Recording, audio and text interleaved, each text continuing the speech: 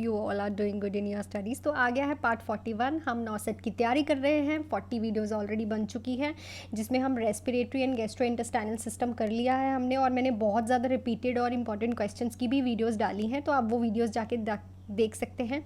और मैं रोज़ नॉर्सेट का अपडेट भी दे रही हूँ। सो आज हम कर रहे हैं, अब हम कर रहे हैं नर्वस सिस्टम की भी मैंने काफ़ी वीडियोस बना दी हैं, तो आप वो भी जाके देख सकते हैं। तो ये वही क्वेश्चन है जो कि बहुत बार रिपीट हो चुके हैं और बहुत ज़्यादा इंपॉर्टेंट है for the NORCET exam point of view, और ये SIC में भी आ चुके हैं। सो विदाउट एनी डिले हम स्टार्ट करते हैं with our first question. Which option shows the presence of cerebral spinal fluid leakage from the nose after a basilar skull fracture or the fluid? तो इसमें से कौन सा ऑप्शन शो कर रहा है कि जो CSF है वो लीकेज हो रही है और उसको बेसिलर स्कल फ्रैक्चर हुआ है। बेसिलर स्कल फ्रैक्चर मैंने पिछली वीडियोस में भी बताया क्या होता है, जब जो स्कल की बेस बनाने वाली बोन है उसका फ्रैक्चर हो जाए।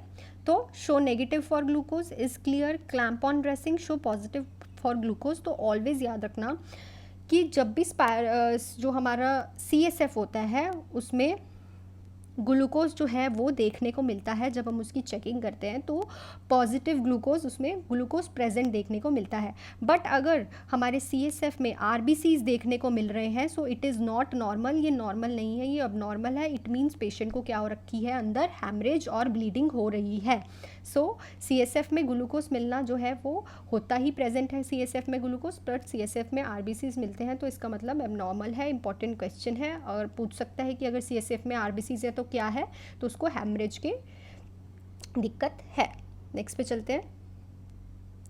Medical management for increased ICP include. हम मेडिकल मैनेजमेंट क्या करेंगे, एडमिनिस्टर हाफ स्ट्रेंथ स्लाइन है ये, administer plasma volume expanders, administer mannitol, reduce the number of breath in the ventilators. तो ऑलवेज याद रखना हम उसको मैनिटोल देंगे जिस पेशेंट का ICP इंक्रीज होता है। मेडिकल मैनेजमेंट है ये, ICP इंट्राक्रैनियल प्रेशर इंक्रीज की। नेक्स्ट क्वेश्चन है, patient is showing falling in BP blood pressure with bradycardia following spinal cord injury, what will the nurse inspect. एक पेशेंट है, उसका BP फॉल कर रहा है और उसको ब्रेडिकार्डिया हो रहा है और उसे स्पाइनल कॉर्ड इंजरी हुई है, तो नर्स क्या इंस्पेक्ट करेगी, hypovolaemia, cardiac injury, neuronal injury या फिर neurogenic shock from massive vasodilation. So obviously अगर उसका BP फॉल कर रहा है तो वेजोडाइलेशन हो रखी है और न्यूरोजेनिक शॉक में पेशेंट चले गया है। न्यूरोजेनिक शॉक मतलब कि पेशेंट की जो न्यूरॉन्स हैं, जो ब्रेन है, उसमें क्या नहीं जा रही, ऑक्सीजन और ब्लड सप्लाई नहीं जा रही, दैट्स वाई पेशेंट जो है कि वेजोडाइलेशंस की वजह से उसमें शॉक में चले गया है। नेक्स्ट पे चलते हैं। A client has been diagnosed to have a Parkinson's disease. He complained that the resting tremor he is experiencing in his right hand with frustrating and very frustrating. What are advice to be given to him by attending nurse. तो एक patient है, diagnose हुआ है Parkinson's disease का, और वो complain कर रहा है कि उसको ट्रेमर एक्सपीरियंस हो रहा है उसके राइट हैंड में और बहुत फ्रस्ट्रेट है, तो नर्स उसे क्या एडवाइस देगी। तो पार्किंसंस डिसीज़ क्या है, सेंट्रल नर्वस सिस्टम का डिसऑर्डर है। किसका, सेंट्रल नर्वस सिस्टम का, जिससे मूवमेंट जो है वो अफेक्ट होती है बॉडी की, ठीक है। जो नर्व सेल्स है वो डैमेज हो जाते हैं ब्रेन में, और जो डोपामिन का लेवल है, कौन सा न्यूरोट्रांसमीटर पार्किंसन डिसीज़ में कम होता है, दैट इज़ डोपामिन, उसका लेवल भी क्या हो जाता है, कम हो जाता है, जिससे क्या होता है, पेशेंट के जो मूवमेंट है वो अफेक्ट हो जाता है और उसको ट्रेमर्स आते हैं। तो उसको हम क्या एडवाइस करेंगे, to take a warm bath, to practise the breathing, to hold an object, to give diazepam as needed. तो हम उसको कहेंगे कि ऑब्जेक्ट होल्ड करना ट्राई करो, उससे क्या होगा, थोड़ा स्ट्रेंथ इंक्रीज होगी अपने हैंड्स की, तो वो फ्रस्ट्रेट नहीं होगा। नेक्स्ट पे चलते हैं। The nurse administering levodopa to a client with Parkinson's disease, which therapeutic effect does the nurse expect the medication to produce. तो एक पार्किंसंस डिसीज़ वाला पेशेंट है, उसको हमने लीवोडोपा दे दी, तो क्या ये मेडिकेशन करेगी, increase the acetylcholine production, replacement of the neurotransmitters in the brain, regeneration of injured thalamic cells, या improvement in myelination of the neurons. तो क्या कर देगी, replacement of the neurotransmitter in the brain. तो क्या करेगी, देखो जो लीवाडोप है ना, जो लीवाडोप है ये कन्वर्ट हो जाएगी डोपामिन में, और मैंने अभी आपको बताया कि पार्किंसंस डिसीज़ में डोपामिन का लेवल क्या होता है, डिक्रीज़ होता है। तो जब लीवोडोप कन्वर्ट होगी डोपामिन में, तो उससे क्या होगा, जो बेसल गैंग्लियाज हैं उनमें वो सिम्टम्स जो हैं ठीक होने शुरू हो जाएंगी, क्योंकि बेसल गैंग्लियंस को ही डोपामिन चाहिए होता है ना। पार्किंसन डिजीज़ में डोपामिन का लेवल कम होता है, जिससे बेसल गैंग्लियंस जो होते हैं उनको डोपामिन नहीं मिलता। जब लीवोडॉप हमने उसको दे दी तो उसमें डोपामिन का लेवल इंक्रीज़ कर देगी वो, और बेसल गैंग्लियंस को डोपामिन मिल जाएगी, जिससे पेशेंट क्या है वो सिम्टम्स नहीं शो करेगा। तो ये क्या करेगी, रिप्लेसमेंट करेगी न्यूरोट्रांसमीटर्स का ब्रेन में। नेक्स्ट है Parkinson disease is cause by deficiency of which following neurotransmitter, किस न्यूरोट्रांसमीटर की डेफिशिएंसी जो होती है पार्किंसन डिसीज, एसिटाकोलामाइन, डोपामिन, गाबा, सीरोटोनिन। सो मैंने अभी बताया डोपामिन। एसिटाकोलामाइन किस में होते हैं, अल्जाइमर्स डिसीज़ में। गाबा हमें एंग्जाइटी डिसऑर्डर्स में देखने को मिलता है कम, और सीरोटोनिन किस में देखने को मिलता है हमें, डिप्रेशन में। ठीक है।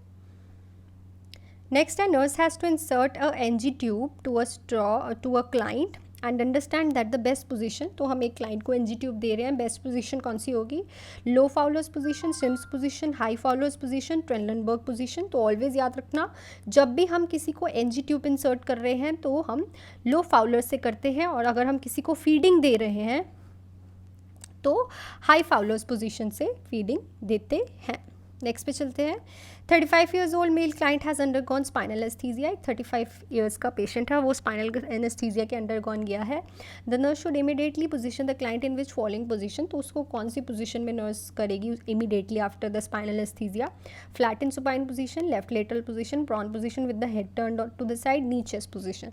तो ऑलवेज याद रखना, जब भी किसी को स्पाइनल एनेस्थीजिया दिया है उसी टाइम उसे स्पाइन पोजीशन में इमीडिएटली लेटा देते हैं, क्योंकि जहाँ पे स्पाइनल एनेस्थीसिया दिया है वहाँ से सीएसएफ लीकेज होने के चांसेस होते हैं, जिससे क्या हो सकता है, कभी कहते हैं ना कि अगर कोई ऑपरेशन से पेशेंट आता है तो उसको कभी भी पिल्लो नहीं देना चाहिए हेड के नीचे, क्योंकि उससे हेडेक होगा।